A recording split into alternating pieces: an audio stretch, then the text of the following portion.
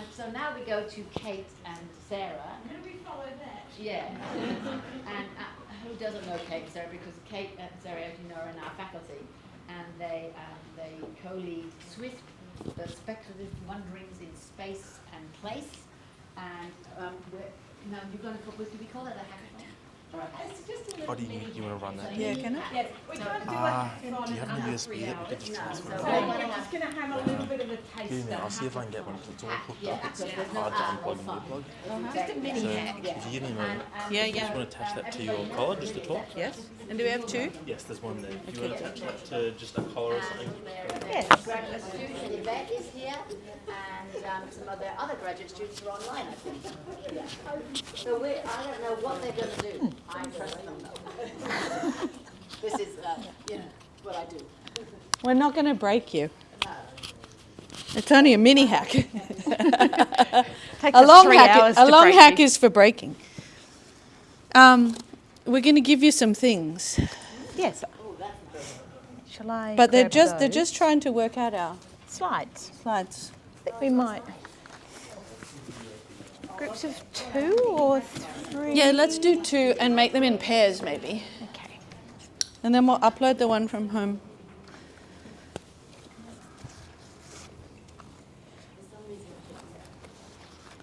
Well, we work in response to things. So given what has occurred, we needed to set a couple of scenes. Yes. Um, We've been making our slides in response to the.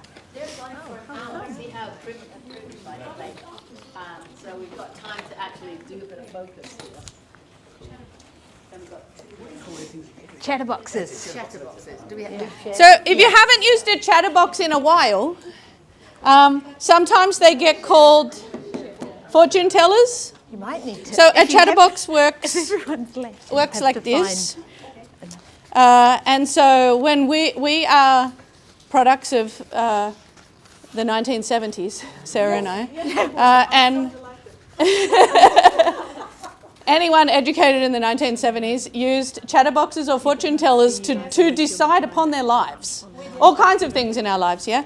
So these underpin every hack that we run, and we make these in relation to the hack, and we make them at the last minute.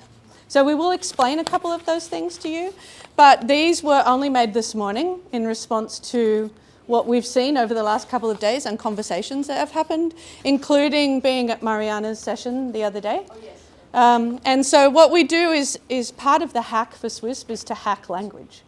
And so the language has been evolving, and why we literally have only just finished the slides, because we have to watch how things function to actually be able to hack it. And so hacking is a craftivism or hacktivism. It's a way, particularly for feminist scholars, to break epistemically or inter-epistemically, Andreas, thank you, what is occurring knowledge-wise as you move through any kind of system. And so for us to hack today is to hack into global childhoods and to try and ask us to collectively co-imagine, co-think, create some different ideas as a result of it. As Sarah said, a hack is usually like 3 to 4 hours. Epistemic change takes time. For all of you who work in epistemic work, it doesn't happen fast. Epistemic rupture is slow, and the fallout of an epistemic rupture is actually long. It does change someone's actions.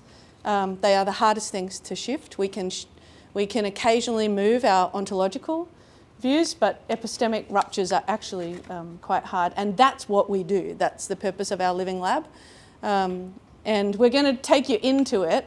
We are. In Australia, you said the other day. Yes, we decided, but apparently we've got competition. Apparently Kate Reynolds thinks she is the first living lab, but She does think we she's the reckon first. we're the only living lab. So I will define that for you so you know. So a living throw it lab. down. A living lab is an education research laboratory that folds in and out of education. So those labs are not terribly usual, because to actually take your research from your research into your teaching, we sometimes call the teaching research nexus. Sometimes we call that praxis, but most people don't actually really enact that. And so to truly be a living lab, We are housed in the Faculty of Education. We teach with our research, and our data is our teaching content. And that is what the definition of a living lab is. It is not terribly usual because data is kind of kept in a separate space away from someone's teaching, and content is sometimes a little more transactional than relational, which is how we choose to work. So that's the kind of underpinning of how we function. And look at this magic. We're about to have some slides. That's right. So lucky we got Finn and tea here. You should have seen us at COP last year. We had this issue. In Baku, they believed that the cables between our computers were going to infect the CIS government systems. Oh, no. Okay. And so we couldn't plug our own things in, and we weren't allowed to use our own USBs. We were only allowed to airdrop. Well, you can't airdrop a PowerPoint that includes GIFs. Anyone that works in GIFs? Anyway, they're And large files. We have lots of Giphies. I want to check everybody online's okay. There's actually only one person. Oh, that's good. People are coming in. Good. Cassie. Oh, that was Cassie. They're Cassie's our PhD student, so. Yes. So she's good. It means we don't have to do anything then. Okay. Growing up on a dying planet. Yes. Growing up on a dying planet is the theme that we posed for today. We didn't want to shift away from that given the ways that the conversations were leading. And yesterday afternoon still decided that we'd stick with dying planet. We wanted to let you know, particularly because many of you work in younger ages, our contribution to the hub is that we work in youth studies. We work with a definition of 15 to 29. The 15 to 29 we'll explain. It used to be more defined by 15 to 24, but neuroscience continues to contribute to our thinking, and so even when the lab was established only 2 years ago, we were 15 to 24, and in the last 6 months we have now revised to 29. And it is now a more internationally used definition, including by our research partners at Science Gallery International. So all 7 university partnerships with the Science Gallery International use 15 to 29 as their membership. And that aligns with all the OECD data around youth and jobs and all of that as well. So USAID also used a 15 to 29 definition, but if you want to look at the USAID website, it has been archived as that department is gone. But they also used this definition of 15 to 29 to think about particularly our research partners in Asia, who we work in climate change research with, who are now all unfunded.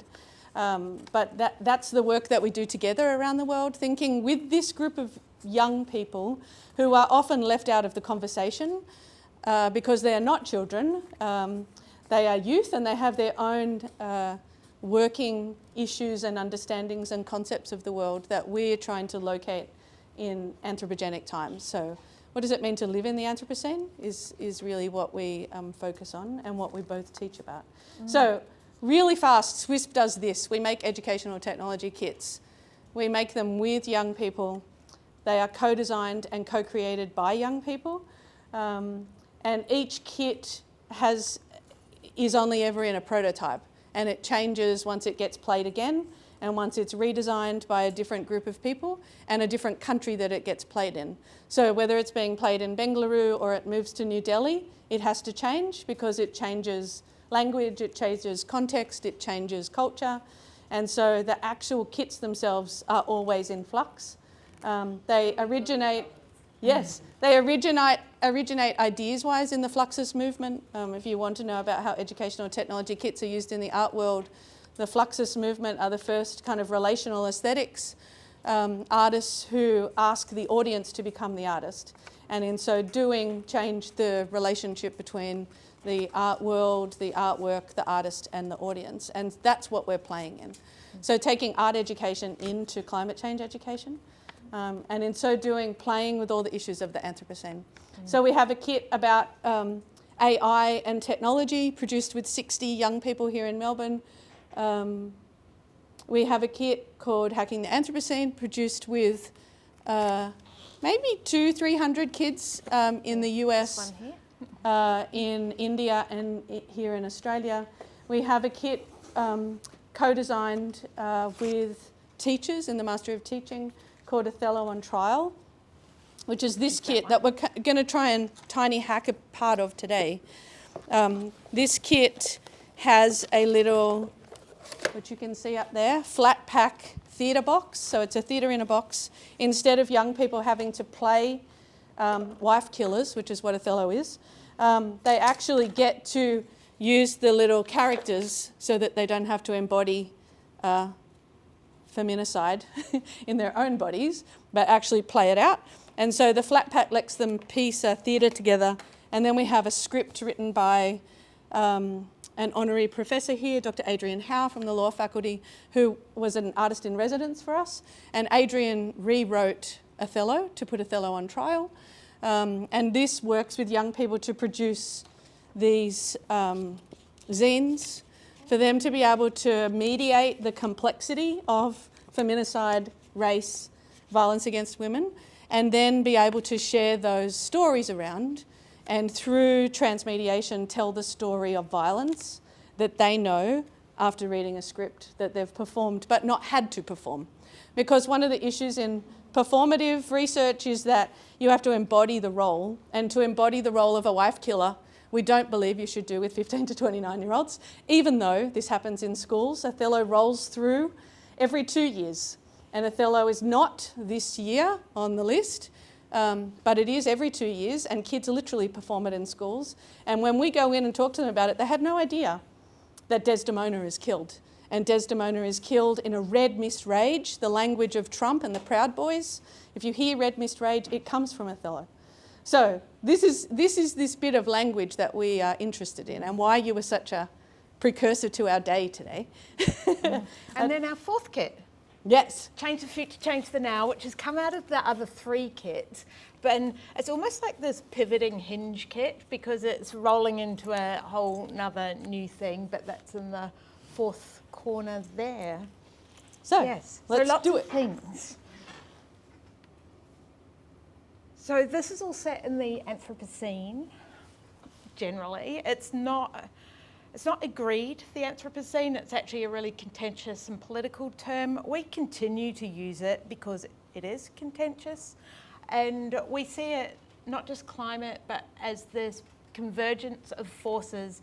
It's so climatic, but geological, cultural, technological, discursive, colonial, radical, and radicalised. So that radical and radicalised, I think, sits in a really uneasy tension in the world right now. And always already racialised as well. So we do draw on Catherine Yusof quite a lot in this work. But here is Othello on trial in Studio 5 up in the drama studio, being acted out by a group of actors. From Malthouse Theatre, who we hired to come in and perform this for teachers, so that teachers could use the kit. So all the teachers that I teach in visual art and design actually use this in their own teaching. It's a curriculum we co-design with young people and teachers, and then every kit that's used, the visual art and design secondary teachers are trained to go teach, and they take them to school. So this now exists in probably about 60 schools being taught. And it's the art and design teacher that can do it, because the art and design teacher that can interrupt thinking, because it's literally our job. It's our job in the curriculum to ask people to be in the world and to not be just responding to it. And so it's through the art making, it's through play, and it's through theatre that we can actually interrupt how this would have been taught in an English classroom, and then ask us to rethink the impacts on our everyday lives. Yeah. So this is what a kit looks like. The teachers in the program take these kits, as well as we consult and get research money to produce kits and then give them to teachers. It's our radical act of change in teacher education to actually co-design curriculums for them to use in schools, because this is where the complexity lies. How do you design a curriculum to actually make change in a system that's asking you to not every day, and the system that's controlling the way that you might think about enacting a curriculum or creating an encounter for a curriculum? This is what we're trying to get, I guess. And then there's this really beautiful bit of digital kit, curriculum that goes with it, and it includes up there Professor Adrian Howe, who's the criminal law professor, who's made it her life's work to track the feminicide Yes. across the globe and the defences that people use, well, men use to get off killing their wives. And she is the playwright behind the rewriting of Othello on Trial. But there's all these really beautiful parts of the kit that is in this Padlet that goes out with it that teachers can use, and then there's a student-facing bit as well. And there's lovely extras like the wives, what are these called again? The First Wives Club. First Wives Club. And the singing. So there's all these kind of little extra bits and pieces that go It's a with musical, so Yeah. you get to perform a musical while you talk about wife killing. And because it's asking you to think about where we understand language and how we understand the impact. The reason that we decided to go to this kit is because of Mariana's session the other day. And I think midway through it, I couldn't stop thinking that we had this kit, and she was really getting me to imagine a different way of thinking about Shakespeare. Shakespeare, we can't undo, we believe, in the Anthropocene, the impact of the ways that we use language and the Shakespearean colonisation of our language, we think we need to undo.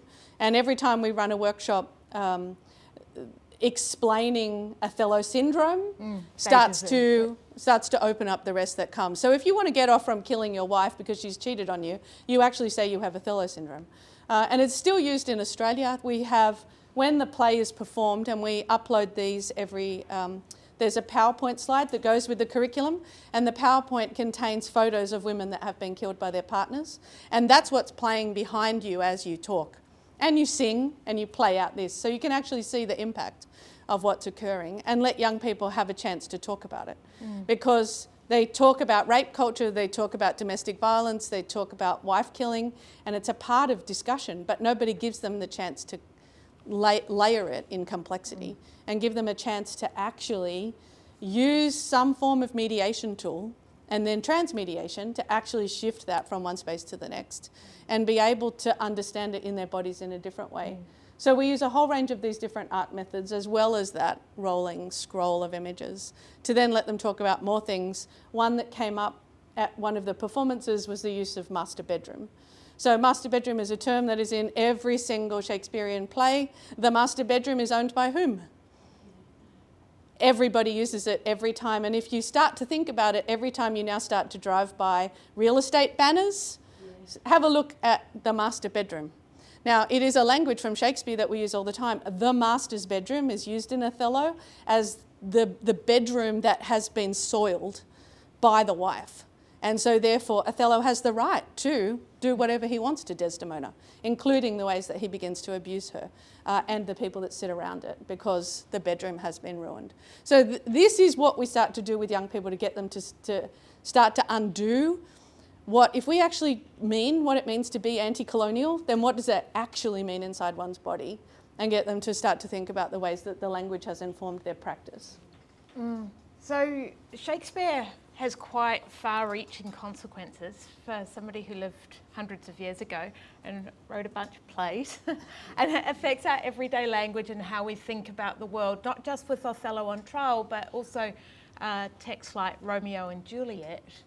And we were thinking earlier this week that it was interesting to think of Romeo and Juliet as through the lens of global childhoods, because once you go to Shakespeare and you think about the way Shakespeare presented children as elfin children, Yes. but also children were not innocent then. They were very politically entangled, and there was no concept of adolescence. So Juliet, at the age of 13, Consummates her marriage to Romeo, who is 16 years old. Yeah. Now that's really interesting, especially in the context of just hearing about the rights of the child, that over time and historically, the way we value children, and even to have adolescence and youth now as an actual recognised category of 15 to 29-year-olds, that is actually really political. So yeah, we started to think with that, and we then thought maybe you'd like to think with that too. So hacking Romeo and Juliet. Yeah. So our research question is, that leads all of this research and has done for 2.5 years, with the whole bloody catastrophe laid out before us, at what point do we intervene? Now, we take that stemming from Romeo and Juliet, knowing the drama of the two houses. At what point did anyone intervene? Nobody does intervene. We take that into our climate change research, we take it into our literary text research, and we take that into our research around race. So at what point do we choose to intervene? And so we've been thinking about the points of intervention today. The inter-epistemic dialogue, and at what point do you intervene? The no-no square, which we couldn't help after Annette this morning. The rights culture, and thinking here with Narita and also for John, at what point do we intervene in a rights culture? And at what point in this kind of radical indoctrination, thinking with Noreen today, Narita, sorry, before, and Noreen. So at what point do we intervene? We're going to ask you to play with, because that's what leads every hack. And if we had more time, we would have taken you slower through this, but this is how a hack works. We call our lab an input-output, or .io, which is an old version of how our central processing unit works. We're both nerdy and techie. So an input-output, this is an input, so we take people through the input, and then the output is what you produce, and then that becomes the input again, which is how computers work. So a CPU works on an input-output, and that's an iterative process. Everything that goes in comes out and goes back in. And this is how the Living Lab works. So whether it's with Yvette's research, whether it's with Angela, who's our scholar in residence, everything comes in and goes out and just keeps moving in its process as it goes. So our new inputs are these. Thank you, everybody. Yeah. And the outputs you're going to co-think together today. And Romeo and Juliet. With so Romeo. We're assuming you've all had something to do with Romeo and Juliet, and you've had some, I don't know, some encounter. Even if it's just Baz Luhrmann's version, it's totally fine. This QR code will take you to a Padlet, which has a little bit more, it actually has some kids' hacks of Romeo and Juliet, because at what point do you intervene? Was it the star-crossed lovers? Do you intervene at that point where you just have a sense that something's about to happen? Or do you actually wait for the whole bloody catastrophe to unfold and then go, oh, we might have been able to do something about that? So, yes, that QR code will take you there. And that QR code will also take you there. It's Just the same in case. one. It's because everyone always says, I never got the code, so we follow along.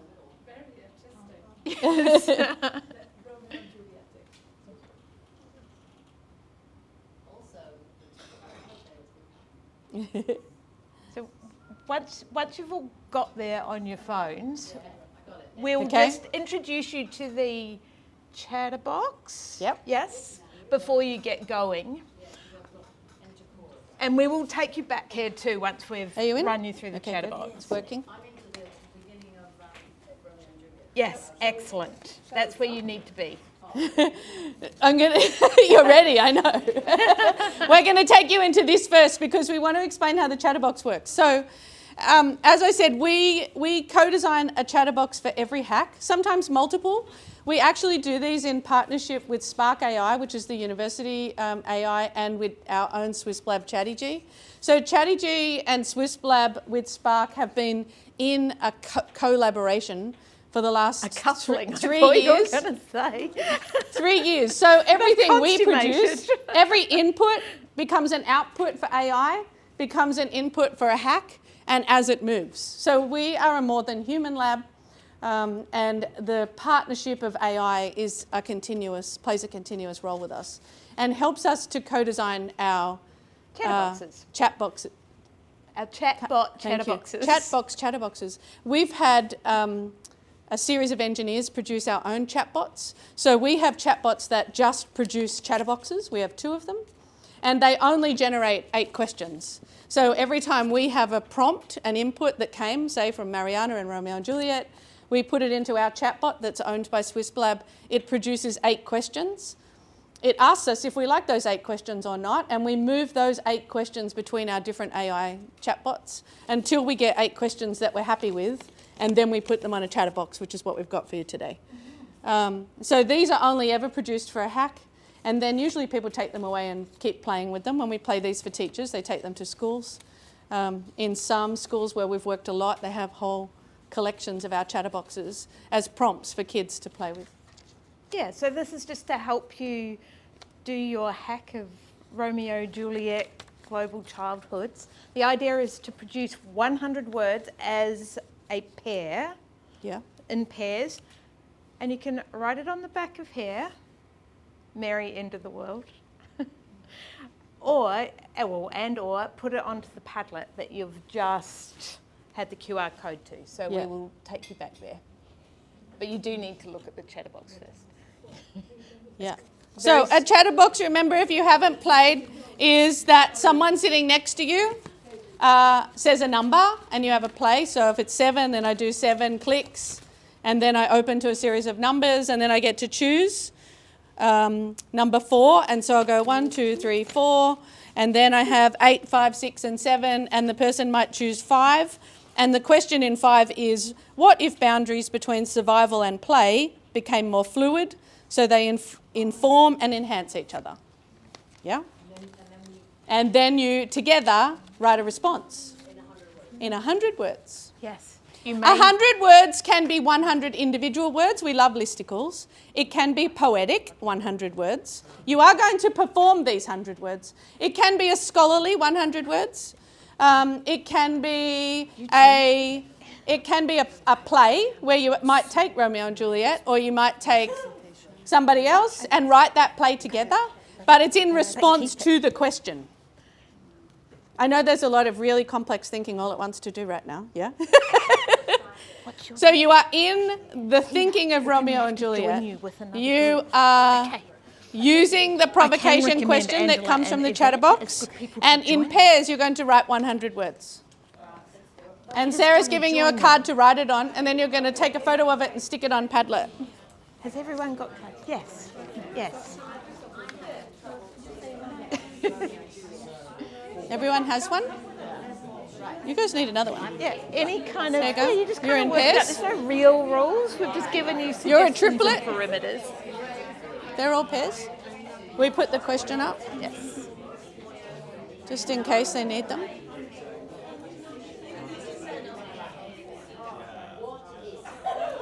Or do they not need No, these they don't need actually? those ones. I like whole bloody catastrophe. Yeah. With the explosion. So we started at 1:30? Yes. Okay. But that's...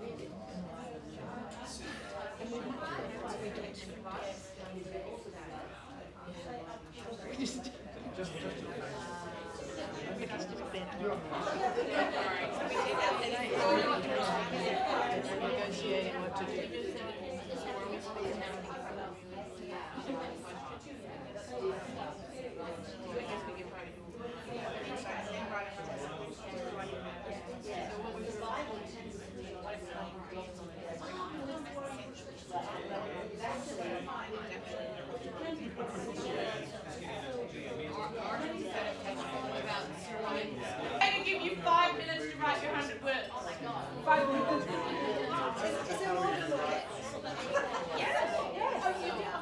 You're going to perform it to us in some way. So. I have some pencils.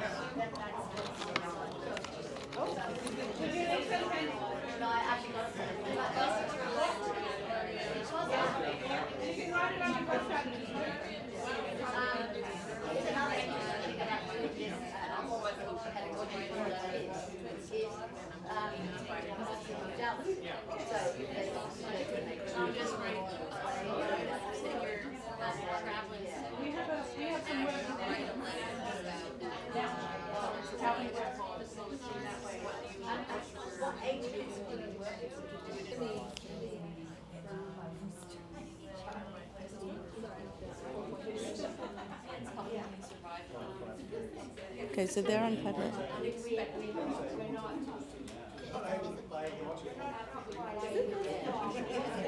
They're nearly done. They're on. These ones are too.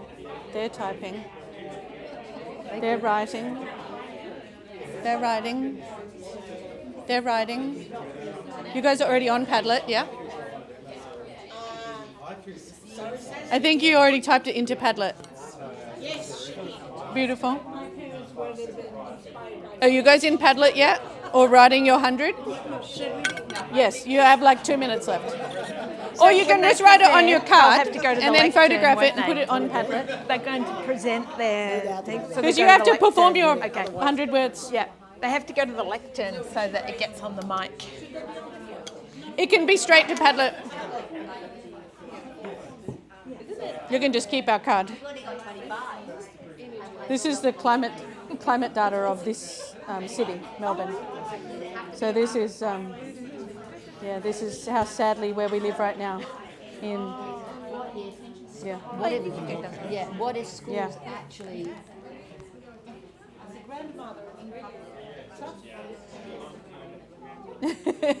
Yes.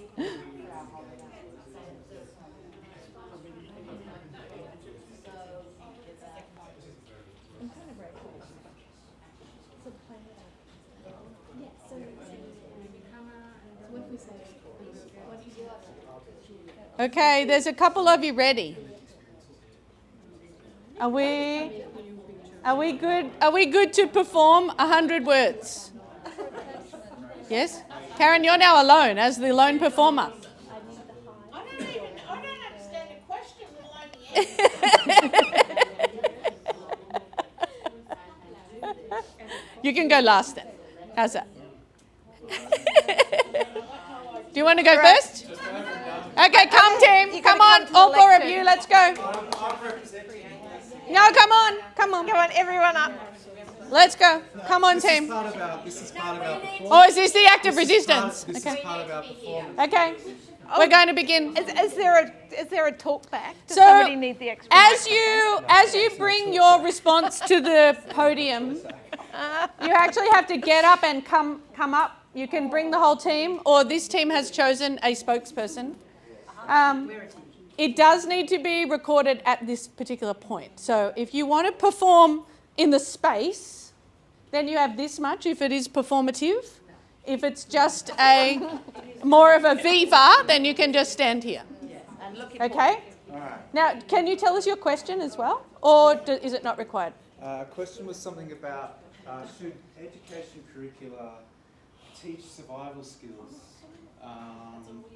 instead of just playful? No, with. With. So I've got a poem. Okay. Survival skills. Always being negotiated. What do we need to survive? Fight, flight, freeze. Not able to get there yet. We were trying to write, but maybe you can help us survive. Yeah, I'm going to put it on Padlet. Yeah. Thank you. Next team. And why my team didn't come up with me is because they're surviving. Well, it's how acts of resistance work, so I like that. Everyone's avoiding eye contact. You guys are looking at me. Do you two want to go next? Oh, they're already moving behind you. You can go after that. Oh, another spokesperson. Yep. Cool. Then Gabriella's on. Okay, I hope we get it right. There's no right. We had our question as what if? What if boundaries between survival and play became more fluid so they inform and enhance each other? So we came up with maybe it's all about a mindset. Blurring survival and play makes learning engaging, fostering resilience and adaptability. Play reduces stress, strengthens problem solving and turns preparation into exploration. For example, Indigenous traditions, gamified learning and outdoor education such as Bush Kinder. Embrace this making survival not just endurance but a creative, coachable and interactive way of thriving. Yes. Good work. Well done. Annette, Melina and Gabriella. Yeah, this is really as if we had done this because we got the exact same question. Okay, well, that's a good flow. It's a good flow. The chatterboxes must be rigged. Probably, yeah. So we will start with we're all here. We will start with our brains, and then we will move on to ChatGPT brain. So yeah, we had the exact same question, and we called what we came up with play is actually serious business. So we thought that the question was a little bit dichotomous, posted, Yes. because for instance, for children, play is really serious business. And it's not always joyful, it can be quite scary, and it can, all this stuff. And it's also serious business because children need play. They express themselves through play, and they learn through play. And also process. Also process their world through play. So that was our brain so far. Let's see what ChatGPT says. So then I put it in ChatGPT in terms of Romeo and Juliet narrative. So I'll read out what it came up with. In Romeo and Juliet, the rigid boundaries between duty and desire create tragic consequences, highlighting the tension between survival, family loyalty, societal expectations, and play, youthful love and passion. If those boundaries were more fluid, their love might have transcended the constraints of feuding families, allowing their personal desires to coexist with societal demands. This blend of play and survival could have empowered them to navigate their worlds more creatively, transforming obstacles into opportunities. Their story teaches us that when boundaries are too rigid, they limit the potential for meaningful, life-enhancing connections. Flexibility might have fostered a happier outcome. There's a point of intervention. Thank you very much. And alive, and survive. Do you need time to wrap up though? No. You No? don't? Next team. Nicola, are you next? Catherine. Beautiful. Catherine and Amy. That's what I just heard. You're all performing. We don't need to wrap up. No, I meant do they need to run because Gabriella's on at 3:30. We've got Ethiopia. We're good. We're good. Okay, so Chatterbox delivered to us what if play and creativity were recognised as essential tools for problem solving and adaptation in times of crisis. So we went on a little Romeo and Juliet tangent, and we attempted to connect to a current issue in time of crisis. Nice. So really, if we following up on this idea of innocence and love and whatever isn't cute, but sadly they got to die. That's actually not what Romeo and Juliet's about. Romeo and Juliet is about them being. It's about politics. They're pawns of their parents and families, and so actually they died for nothing because their families are still fighting. And so we talked about that then being the image of the child recast. So, they were recast as adults, or as, the childhood was missing from that situation. Much in the way that Indigenous children are recast in that way by premiers who repeal bail laws, or prime ministers who decide the age of criminal responsibility is 10. So we argue that there is an absence of play and creativity in this situation, and so perhaps, and so this is because the image of the child is recast as pawns of their parents, as being used as a political pawn or football. So play and creativity needs to be essential to lawmaking. Excellent. And parenting. And peacemaking. There's your point of intervention. That's your point. Nicola and John, are you next? Let's go. Can we stand in here or You need to be at the mic. at the microphone. you're going to send me up by myself? Yeah. Now, John's active resistance. yeah. But John and I think John's a lawyer and I'm over analytical. And we had the one, what was it, John, about survival skills, right? Correct. So, Life experience. yeah, so what if Romeo and Juliet had turned out differently? But because of who we are, we just asked more, we had a conversation, asked more questions. What if we moved out of the classroom so that school actually connected with people's life experiences, like race and gender and understanding that whole political situation around Romeo and Juliet, and it would have turned out differently. They would have had survival skills. Well, what if we moved out on country to connect with country? There would be different outcomes, and we would all survive better. What if we moved out of the classroom into the supermarket so that we knew how to feed ourselves? What if we moved out to the pavement to survive the weather, the police, and the world? So we came up with all these things about what if, and if survival would look differently. But we don't have any answers. Well done. I think Catherine had some of the answers. Yes. There's 2 teams left. Who wants to go next? Yeah. Okay, you're up.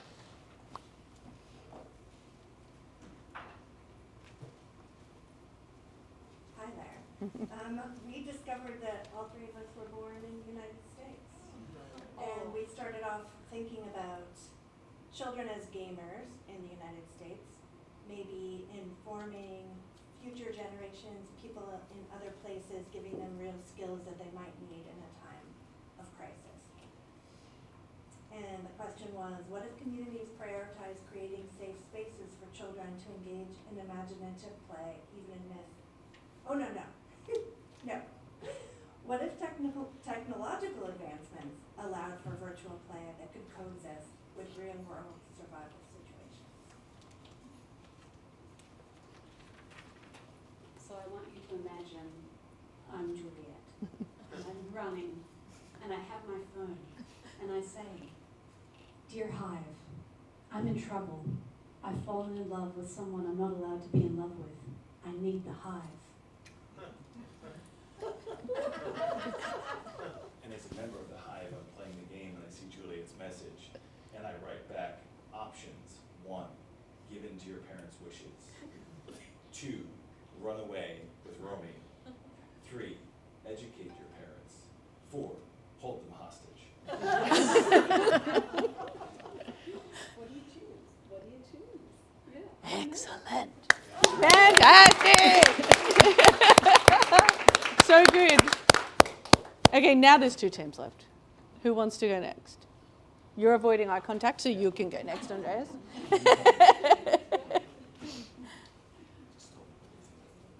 So we had a question about survival skills, and we discussed a bit about the education, and we connected it to time, and to be educated was to travel, because you were affluent. And then you write a postcard, so we took this quite literally.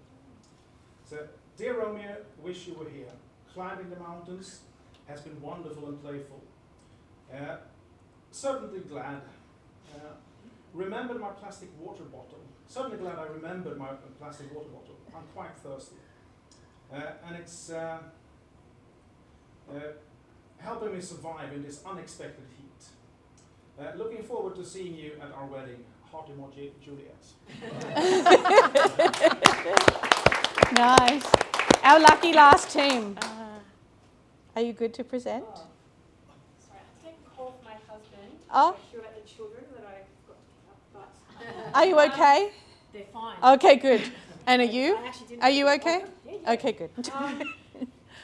Before I had to jump out, we're both maths people, accountants, I'm in STEM education. Okay. So our question was, I kind of didn't read out our question. It was outside. What if educational curricula integrated survival skills training alongside playful learning experiences? Yes. Same question. Well, this is Everyone pick the being same from a maths and science sort of perspective. Maths is this one dehumanised, disconnected subject.